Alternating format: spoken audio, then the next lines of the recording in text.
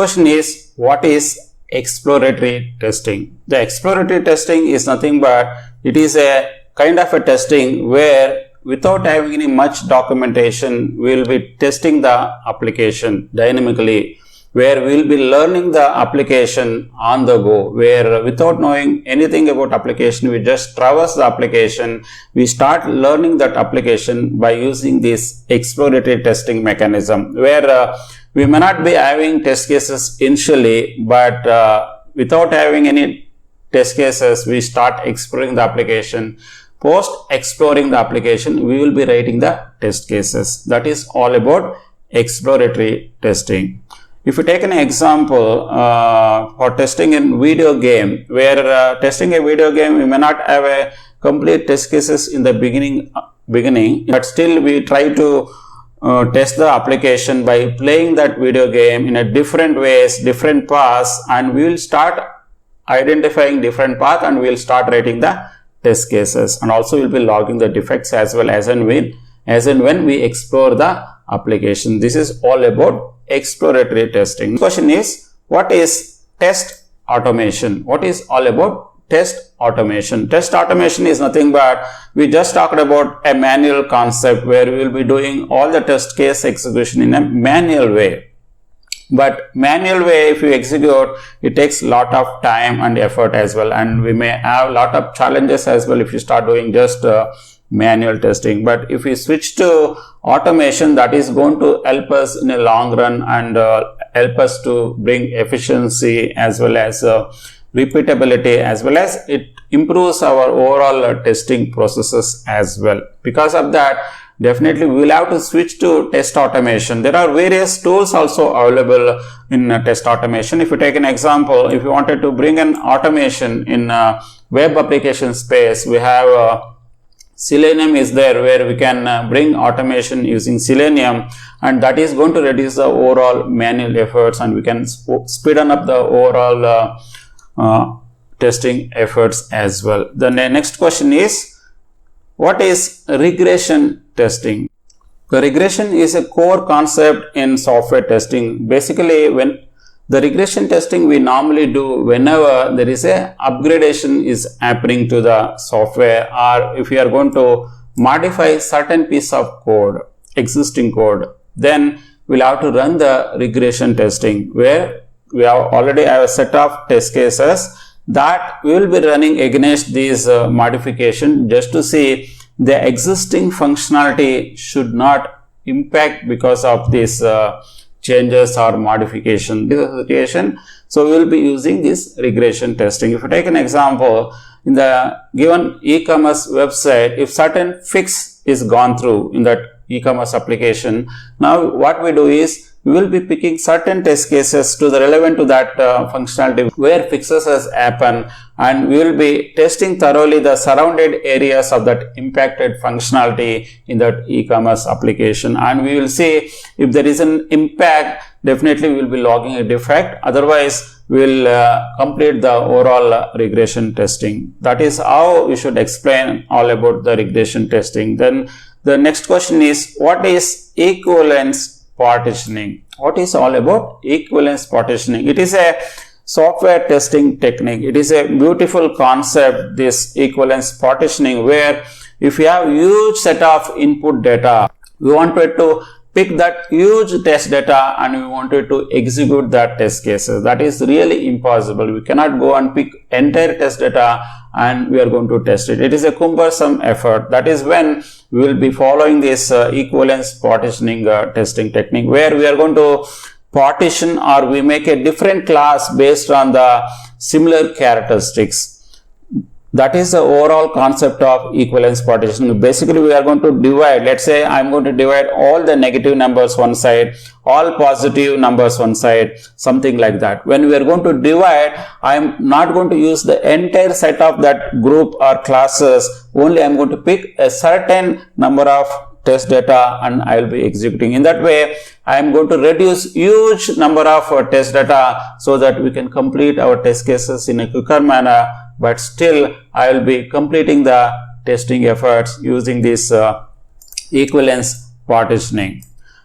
If you take an example, I have given an example of a login page. In the login page as well, username and password. If you keep giving various combinations, there is no end to it. But if you follow this equivalence partitioning, you can easily limit the overall number of test cases or test data for username and password with a valid and invalid combination, so that still we can complete our overall testing processes. And the next question is, what is a test cases? This is a very simple question. What is all about a test case? The test case is nothing but it is a set of conditions, or it is having a set of steps where we are going to perform certain activity based on the requirements or user story which is available, and we are going to write that complete steps or test conditions. We are going to execute the test cases step by step. We will have a expected results as well. Based on the whatever the input we provide, we expect certain expected outcome also should come. That is also we are going to write as part of these test cases. And also we will be writing what are the different test data is required to execute. If you take an example of a calculator where I will be adding two numbers, then I will be writing the steps like what kind of numbers I will be adding, what kind of calculation, whether addition or multiplication or division, what kind of operation I am going to perform, and also I will be writing what is the expected results out of that test cases. And the next question is, what is defect or a bug? What is the defect or a bug? A defect or a bug, we can call both names together, or we can use different names based on our convention or based on your project or based on your company, but both defect and bug remain same. The bug or defect is a flaw or error in the software system or application that you are trying to test. If something is supposed to work by the application or a software, if it is not working as per your requirement, then you should log a bug or a defect, because that is an issue or an error. If there is an incorrect or crashes are happening or unexpected results are coming part of your test cases, that time also you should log a defect or a bug. That is how you should explain what is all about a defect or a bug. Now if you take an example where I will be testing a word processing software, or your Word or your Notepad or your MS Word, where when I try to type certain thing, all of a sudden if it crashes, then what you should do? You should log a defect, because when I am trying to type only it is crashing, or certain time after typing if I try to click on save, that time if it is not getting saved, that is also a big issue, because whatever I have typed till now, that is not getting saved. That is also a major issue. You should log a defect or a bug for that kind of issues. And the next question is, what is the difference between verification and validation? The major difference between verification and validation is, verification normally focuses on evaluating the documents, plans, requirements, so that whatever the software which we are going to implement, that should work correctly. That is the purpose of verification. We are more focusing on the document validation in verification processes. But in the validation process, basically we are going to validate the actual software that is getting implemented. That is the beauty of verification and validation. Verification, we are more focusing on the pre-development, where I will be verifying all the documentation part, your test cases, test plan, requirements, specification, user stories, designs, everything I will be validating.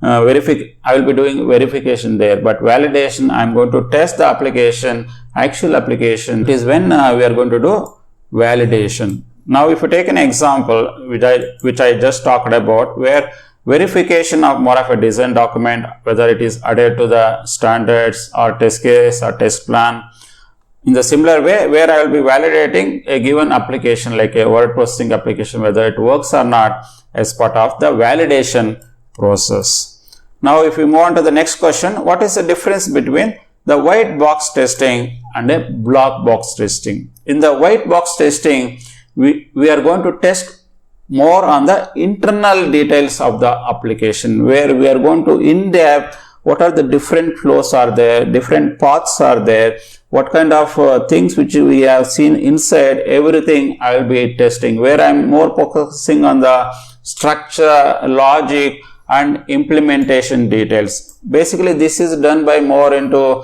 a developer by the white box, like by using unit testing and so on. But what is black box testing? Where black box testing, we are not much worried about what is inside, what is the structure, what is the logic they have written. We are not much worried about. We are just worried about whether that application or software really works or not. That we are going to see based on our user stories or based on our requirements. But we are not much worried about what is inside the application. If you take an example where in white box testing, we are more focusing on examining the source code, all those things. But in black box testing, we are more on the specified inputs, whether I'm going to get the right output or not. That I'm going to validate as part of the black box testing. Then next question is, what is usability testing? The usability testing, we are more focusing on testing the user friendliness of the application or a software. That is more of a user experience, whether it is interfaces, navigations, everything is proper or not. That I am going to test as part of this usability testing. Then what is all about load testing? What is all about load testing? Load testing is again a non-functional testing, where we are going to test the performance of the application by putting the various kinds of loads, like normal load as well as abnormal load or anticipated loads. Let's say we anticipate 2 million people are going to access your application, then we will be putting that load in a various different combinations to see whether your application like Amazon or Flipkart still works if I log in 2 million people or 3 million people, and how the application really behaves. All those things I will going to measure as part of this load testing. Now, as part of this load testing, I will be testing various parameters like response time, throughput and resource utilization, as well as I'm going to validate as part of the load testing.